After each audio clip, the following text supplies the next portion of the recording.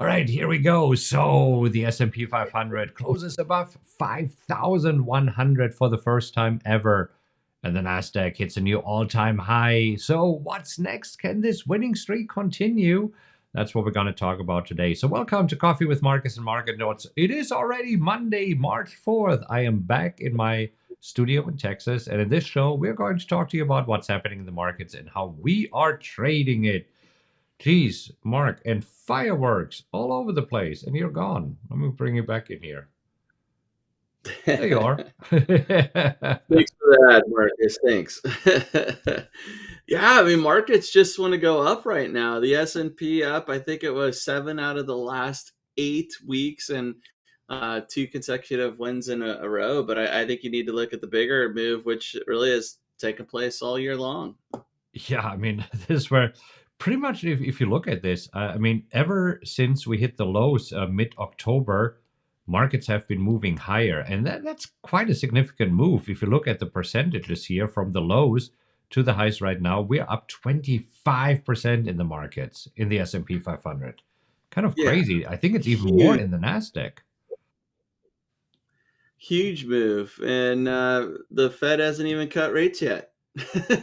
No, they have not. I mean, right now it just still AI boom, and maybe possibly they're cutting rate. Bitcoin, you blink and it's moving another $1,000. I mean, earlier this morning it was just cracking the $65,000 mark, and now it's already at $66,000.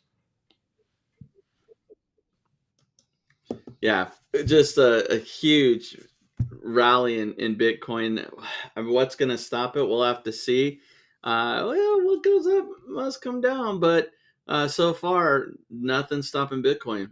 Yeah, I mean, this is just marching high, going parabolic here. And we always get nervous when we see these parabolic moves. This usually means that there's a very steep correction. But if you look in the stock market, we don't have this parabolic move. This is where we just have a nice and orderly move marching higher.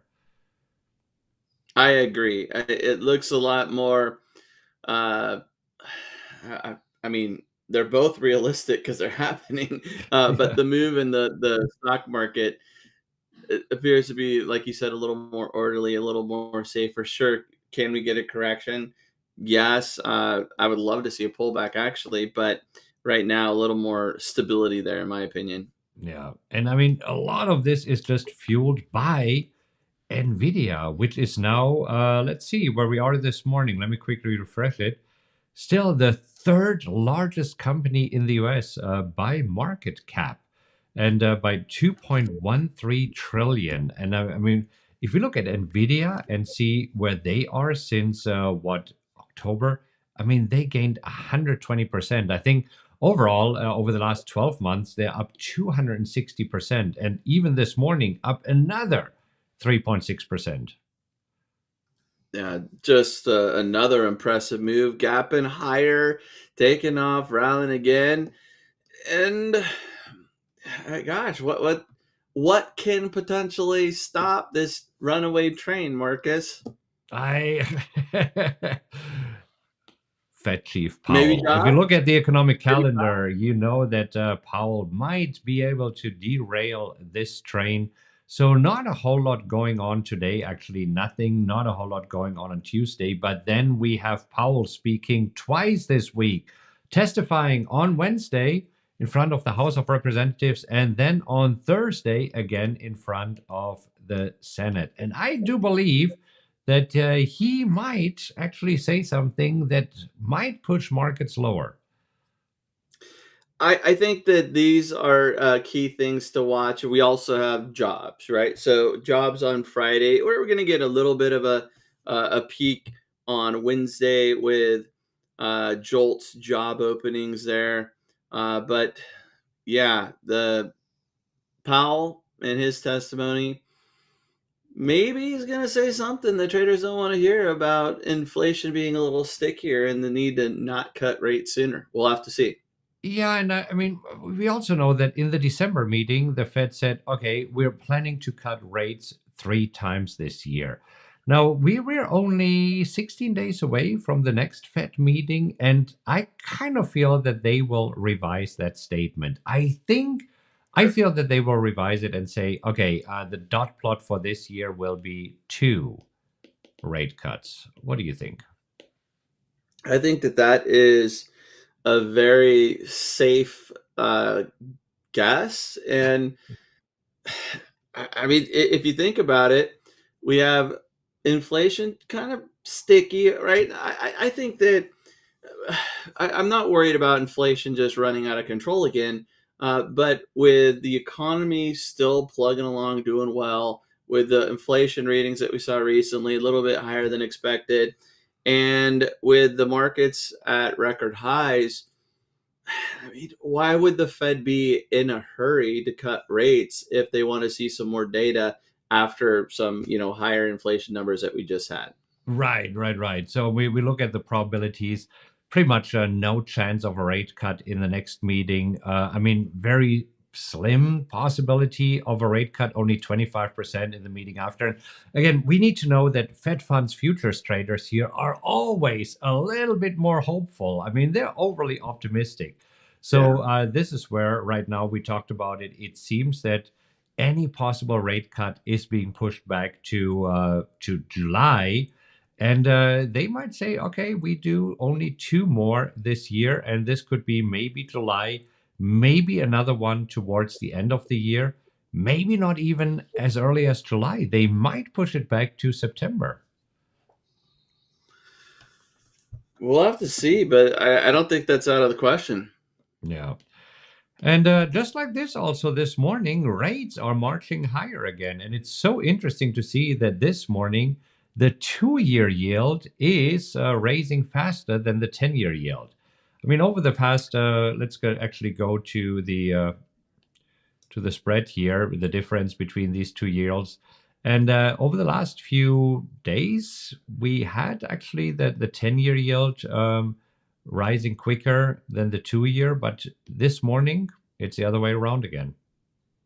Yeah, it did look like things were starting to normalize a little bit. And in a normal situation, you don't have this inverted yield curve, and instead, further dated uh, securities would have a higher rate, right? Tying your money up longer would yield better returns. But in this case, the 5 year and 10 year are in sync with what would be Right. normal, but the 2 year is still out of sync. Yeah. All right. Crude oil. Got to talk about crude oil. I mean, crude oil actually moved above 80 on Friday for the first time since November last year. I mean, that's kind of significant. And we have the OPEC Plus meeting this week. Yeah, we'll have to see. And they, I see actually a recent headline that OPEC Plus extended production cuts through the second quarter. Well, so production cuts, and yet crude oil today moving a little bit lower. Maybe a little by the Rumor rumors, sell the all the facts. facts. Hey. All right, talking about rumors and facts this morning, Apple, the news came out that they got hit with more than $1.95 billion in the antitrust fine. That's big, even for Apple. Sure. Yeah, that's pretty big, and I think that right now it's okay.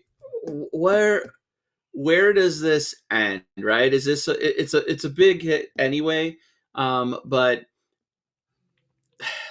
just where does it end? I think so. Apple below 175. I was watching this. I love Apple. I think Apple's a solid company, and right now it's just kind of not. Gosh, I don't even want to say a free fall. But the chart doesn't really look that great unless you're anticipating support holding up somewhere. So keeping an eye on this one. But with that news, definitely a sell off. Yeah, and this is an opportunity. So if you guys like Apple to pick it up at 172.50 after it has been trading around 200, it seems to be in a very solid range here somewhere between 170 and 200. So right now, an opportunity to pick it up at the lower end of the range. And I said the key question is, will this support hold or will Apple move lower? I believe it will hold. So therefore, I think that this is a really good trade. There you have it. And there you have it. All right, let's see what else is in the news today, and then we take a look at our positions. Macy's in the news today. Macy's actually significantly higher, 16%, up 16% after they actually, got a higher bid to buy out Macy's here. Yeah, I didn't see the exact terms there, Markus. We mentioned it in the mastermind group, but Yeah, so 21. this is a group that wants to take Macy's private, and previously they were offering $21 per share, and they just upped it on Friday to now $24 per share. Now, if you think about it, I mean, Macy's has been trading around what, 17, 18, and jumped this Yeah, morning. So right now at around 21, which was the previous offer. So this just shows us that with an offer of 24, there's still some uncertainty. Will they go through with it? Can they go through with this? Will this offer be accepted? But I mean, since this is a significant increase from 21 to 24, Macy's this morning benefiting from this, up 16%. yeah, nice move there. But you mentioned it. There still is some uncertainty because of a buyout at 24 was uh, pretty much certain. Then the stock would be trading closer to 24. Yeah. All right, let's talk about our positions. And first, let's take a look at our WTF position. No new WTF positions, but CBS that we entered on Friday is plugging along nicely, even though it was higher this morning, pulling back a little bit. We bought it at 73.40, and you bought it at 73.50. Right now, trading at 74.15. So nicely up here for us. Yeah, nice win so far, and we'll see if we have an exit today or tomorrow if we stay at these higher prices. But so far, working out just as we would hope. Yeah. All right. And then looking at our wheel positions here. And first up, CSIQ with interest rates moving higher, CSIQ moving lower here this morning. And it seems that we are finding some support here again around the 20 mark. I mean, we wanted to see it move higher, but right now with the uncertainty and interest rates marching higher, CSIQ lower. And again, probably have to wait until they report earnings in 10 days from now, and this is where we will learn more. And I believe that this will push CSIQ higher. I think so. I agree. Yeah. All right, we'll talk about GDXJ in a moment because we did some more stuff with GDXJ and NEE this morning. Down 0.9%, again, interest rate sensitive. So as interest rates are higher this morning, they're slightly lower, but it seems that we're still in this range between around 54 to 57. And I'm mainly looking here at closing prices, not these intraday prices. But that's the Sure. range. And we're also ready for NEE to break above this range.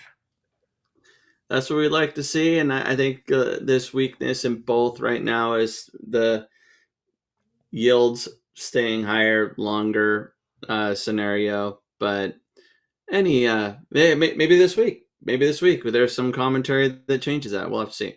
We will see. And then we have UPS, and UPS, yes, decisively breaking above the 148 that has been support resistance this morning, trading at 151.56. So again, my break even at $139. So I'm doing good there. Trying to sell calls against my cost basis at 157.50. UPS has to move a little bit higher, but today a very nice move of 2.3%. I'll take that. Oh, can't complain at all. Loving this break to the upside, and that's what can happen when we see a resistance level like that, and then consolidation. So, looking for this to continue. Yeah. And then GDXJ. So let's talk about this. GDXJ just making a massive move here this morning. And this is where we got assigned at 33. And then, I mean, you got assigned a little bit earlier than me. We did sell calls against our existing positions. You made some good money with premium. I made some good money with premium. And we were selling calls against half of our position at 33. You then decided to sell calls against the other half of your position at the 34 level. And this seems to work out great.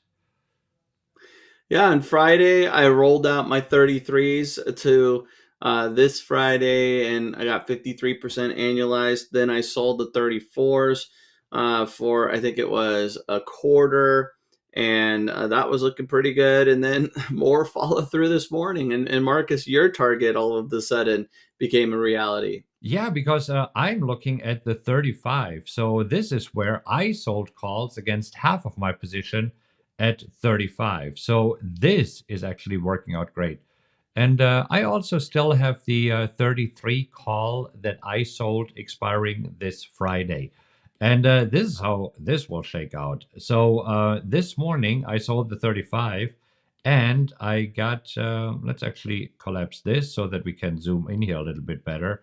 And I got 25 cents, so against half of my position. So I pocketed $750 in premium. Now, if GDXJ by Friday stays above 35, I will get an additional $6,000 in gain from the stock, bringing my total gain up to 6,750. Now, again, too early to Nice. tell. Today is just Monday, but it is looking good, and this could be a really nice trade. Can't complain. Looking good. Yeah. And also, just to, let me just punch it in here so that we see it. So GDXJ, I did receive, so I got assigned at 33. And for the March 8th, I did receive against 3,000 shares $1.69 in premium. So this is, what do we have here? The strike price is 33. So is that correct? 3,000 shares? Wait a minute. But you got a $1.69. Oh, no. Sorry. I'm just looking here. Okay, 27 cents. Oh, yeah. I was I gonna wish that I say. would have gotten this. Yeah. All right. Anyhow, so that's an additional $810. There we go. It is right now trading at $1.69. This is where I got confused. So added Okay. onto this, so potentially a $7,500 trade in addition Yeah, to all the premium that we already made. So that's what love I'm it. looking at. Yeah, GDXJ has been fun. A little all over the place, but I'll take it. That extra volatility is working in our favor. Absolutely. So on this, I mean, we were looking at Apple today, we were looking at Nike today, but haven't pulled the trigger, especially with potentially the markets moving here with Powell speaking on Wednesday, because today overall, I mean, the markets are not doing anything. Look at this 5-minute chart of the S&P 500. I mean, markets are just diddling around right now, waiting for some impulses. Not a whole lot happening. The S&P right now down 4%, 4 points. This is 0.09%. The Nasdaq down 0.2%, and the Dow down 0.3%. Probably being dragged Super. down by Apple, right? Sure. But I mean, just not moving at all. So traders waiting right now.